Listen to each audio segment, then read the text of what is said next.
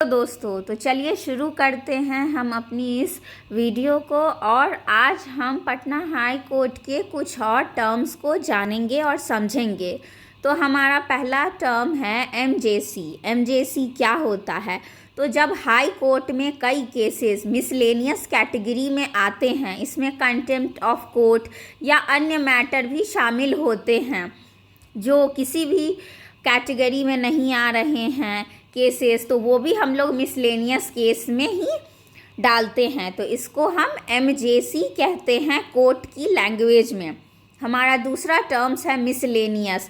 Miscellaneous का मतलब होता है कि जब कोई भी केस किसी भी कैटेगरी में नहीं आता है तो उसको हम क्लासिफाई करते हैं मिसलेनियस केस की तरह या लिखते हैं मिसलेनियस केस। अब हमारा तीसरा टर्म है for referral to special mediation drive mediation for the nation.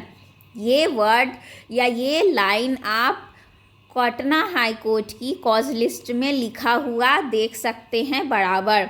तो इसका मतलब सिर्फ ये होता है कि ये जो केस है वो मीडिएशन में भेजने के लिए है।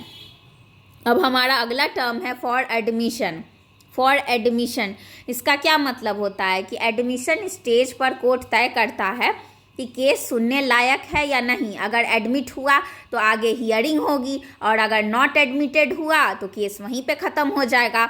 चलिए अब हमारा अगला टर्म है आफ्टर रिकॉर्ड्स। आफ्टर रिकॉर्ड्स का मतलब होता है कि जो भी अपील केसेस में लोअर कोर्ट का रिकॉर्ड हाई कोर्ट में बुलवाया जाता है तो जज रिकॉर्ड देखकर तय करते हैं कि केस एडमिट होगा तो या नहीं होगा, उसको ही हम आफ्टर रिकॉर्ड्स कहते हैं। अब हमारा लास्ट टर्म है to be mention. To be mention का मतलब ये होता है कि अगर केस बहुत अर्जेंट है तो एडवोकेट सीधे जज के सामने जाकर बोलते हैं कि हमारा ये केस को अर्जेंटली सुना जाए और इसे लिस्ट किया जाए, और जज के सामने हमें रीज़न भी बताना पड़ता है। अगर जज सेटिस्फाई हो जाते हैं कि ये रीज़न इतना केस को सुनने के लायक है तो वो उस केस के जो मेंशनिंग स्लिप होती है उसको ले लेते हैं और केस को अर्जेंट मेंशनिंग के लिए लिस्ट कर दिया जाता है।